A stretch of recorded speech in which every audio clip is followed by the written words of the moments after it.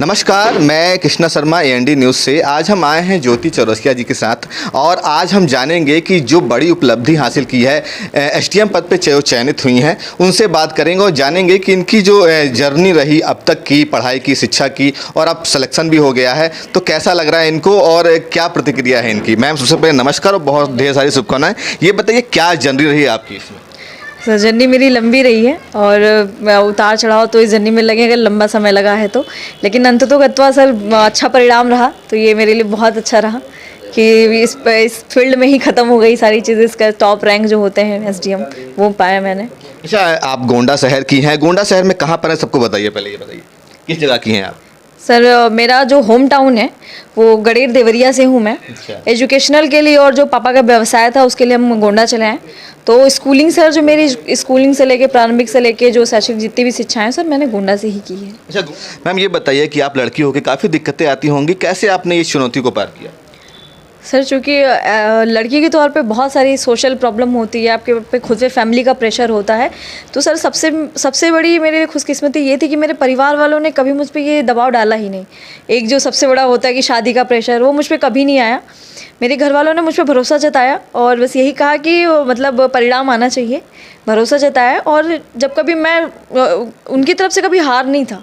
उनका ये कहना था कि आप जिस दिन हारोगे हम हारेंगे, आपको जब छोड़ना होगा आप छोड़ देना, जब तक आप लड़ोगे हम भी लड़ेंगे।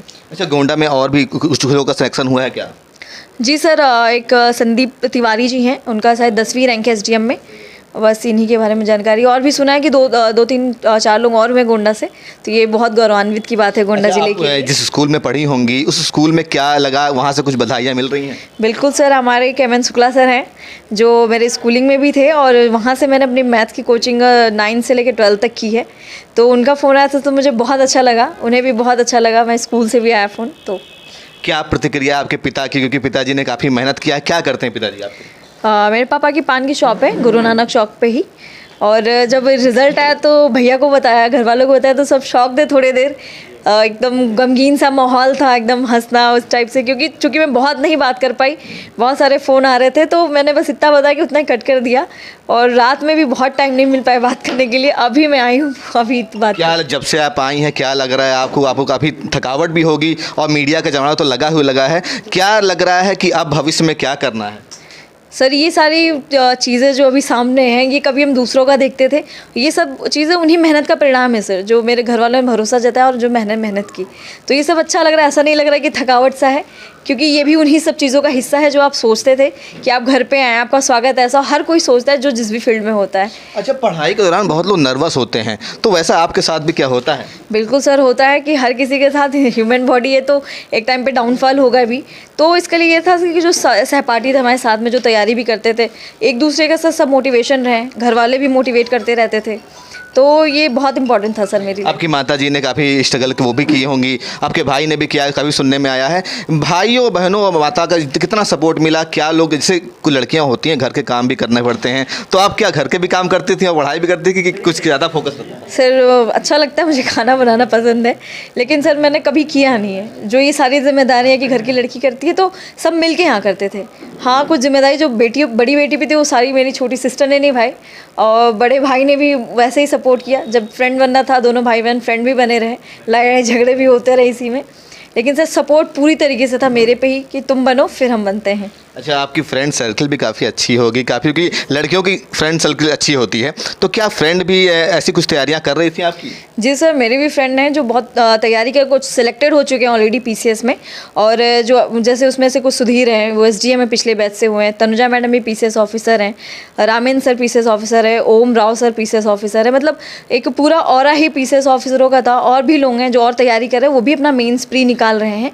तो एक तरह से सब मोटिवेशन थे, एक जो क्वालिफाई हो चुके हैं उनका मोटिवेशन कि वो सपोर्ट करते थे, नहीं होगा, वो अपना एक्सपीरियंस, और जिनका नहीं हो रहा है वो उनसे सीख लेते थे कि नहीं उनका हुआ है, साथ में है तो हमारा भी होगा। अच्छा, इतने जो पढ़ाई होती है, काफ़ी मोटी मोटी किताबें होती हैं, कितने घंटे आप पढ़ती थी, कैसे क्या करती थी कुछ। सर, बीच में तो बहुत ब्रेकडाउन भी होता है जब लगातार पढ़ते हैं, तो यही रहता है कि आप 9 से 10 घंटे मिनिमम आपको पढ़ना होता है। आप इससे कटौती नहीं कर सकते हैं। कभी कभी होता है कि हाँ ब्रेक ले लिया, बॉडी भी अपने आप रिलैक्स होने लगती थी। तो ये रहता है सर कि 9 से 10 घंटे आपको पढ़ना ही पढ़ना है। हाँ ये होता है कि आपकी तैयारी कैसी है, जब एग्ज़ाम नज़दीक आता है तो आप इस ड्यूरेशन को और बढ़ा देते हैं। कोई 10 से 12 घंटे करता है, 10 से 14 घंटे, ये सारी चीज़ें बढ़ जाती हैं सर। अच्छा, एक बहुत ही अहम बात करना चाहेंगे लड़कियों के लिए खासकर, क्योंकि कुछ माता पिता ऐसे सोचते हैं कि लड़कियां ज़्यादा पढ़ के क्या करेंगे, अभी भी ऐसी भावनाएं हैं कहीं ना कहीं, तो उन माता पिताओं को क्या कहना चाहेंगे? लड़कियां ज़्यादा पढ़ के क्या करेंगी सर, मुझे ही देख सकते हैं। एक शिक्षा ही है जो आज मेरे द्वार पे इतनी सारी खुशियां हैं कि हर किसी का फ़ोन आ रहा है, इतनी सारे मीडिया जो मैं कभी सोचा भी नहीं था, ये सब उसी का परिणाम है सर। एक महिला SDM, एक महिला DM हो रही है, कोई पायलट में है, कोई फाइटर जेट उड़ा रहा है, तो सब महिला ही है सर।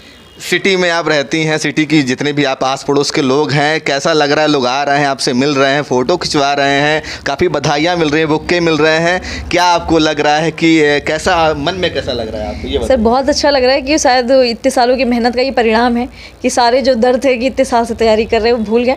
और मेरे लिए सौभाग्य की बात है कि सर ये मौका मैं अपने ज़िले को दे पाई, अपने आस पड़ोस के लोगों को।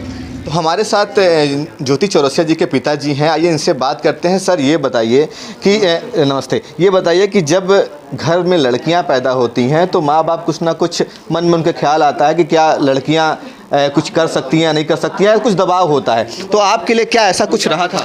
नहीं, ठीक है, हम 10 हैं, 10 सोच है। जब उसी माँ के गर्भ से पुत्र पैदा हुआ, उसी माँ के गर्भ से पुत्री पैदा हुई, तो हमारे लिए तो दोनों समान हुआ।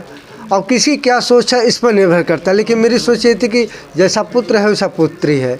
जब शिक्षा दीक्षा पुत्र को देता हूँ तो पुत्री को भी देना चाहिए, और समाज को नए युग को देखते हुए पुत्र को आगे बढ़ाता हूँ तो पुत्री का हक भी आगे बढ़ना चाहिए। तो हम वही सोचकर अपनी पुत्री को बढ़ाया, ये कामयाबी निकली, हम इनका साथ दिया। शिक्षा जो होती है बच्चों को दिलाने के लिए काफ़ी स्ट्रगल करना पड़ता है, आपने भी काफ़ी स्ट्रगल किया है, सुनने में आ रहा है आपकी पान की दुकान भी है, क्या इससे पहले भी कोई आप काम करते थे? नहीं, कोई काम नहीं था, मैं किसान था। कितने साल से आप इस काम को कर रहे हैं? यह 97 से 26 साल हो गया। अच्छा, तो उस समय पान की दुकान से इतने खर्चे और पूरी बिटिया की पढ़ाई और सारे बच्चों की पढ़ाई करनी पड़ती है, कितनी परेशानियाँ आई आपके लाइफ? देखिए, हम लोग पढ़े लिखे थे, जैसी आई थी उसके अनुसार ढलना चाहिए, और मैं ढला। ये हमारे बुजुर्गों ने, हमें बड़े दादा चाचा लोग ने हम लोग को बचपना में ही पढ़ाए थे कि चादर 2 हाथ की हो तो 2 हाथ में ही गुजारा करो, उसमें 1.5 हाथ का गुजार करो, 25% बचा लो। वही सीख मुझे अपने बच्चों के साथ चलाया। हम आज ये पुत्री ने मुझे सफल करके दिखा दिया। बिटिया के नाम से अब आपको भी जाना जा रहा है, पूरे गोंडा मंडल में आपकी चर्चा हो रही है। जितनी भी जनसंख्या गोंडा में है, जितने भी माँ बाप हैं बच्चों को पढ़ा रहे हैं, आज सोच रहे हैं ऐसे कुछ करने को, उनको क्या प्रेरणा देना चाहते हैं आप? प्रेरणा यही देते हैं कि हर माँ बाप का ऋण बच्चे नहीं उतार पाते हैं, लेकिन आज ये मेरी पुत्री, ये गोंडा की पुत्री, देवरिया जिला की पुत्री, आज इस बाप का कर्ज उतार दिया जी। मैं सौभाग्यशाली हूँ। हर माँ बाप को ऐसी पुत्री मिले, ऐसे पुत्र मिले कि हर माँ बाप का शीश ऊंचा रहे। तो ये थे ज्योति जी के पिताजी, जिन्होंने बहुत ही अच्छे ढंग से बताया कि कितनी परिस्थितियों में बच्चों को पढ़ाना और कितनी कठिनाइयों से उनकी शिक्षा दीक्षा दिलाकर इस मुकाम तक पहुंचाना, ये इनकी कोशिश हमेशा रही थी कि बच्चों को आगे बढ़ाया जाए, जिसका आज जीता जाता एक मिसाल बनी है अपनी गोंडा शहर की बेटी। और सबसे बड़ी बात ये होनी चाहिए कि अगर बेटियाँ मेहनती हैं तो उनके पीछे मेहनत करनी चाहिए और शिक्षा दीक्षा को दिलाने के लिए हर वो सार्थक प्रयास करना चाहिए जो मुमकिन हो सके। मैं कृष्णा शर्मा, AND न्यूज़ से।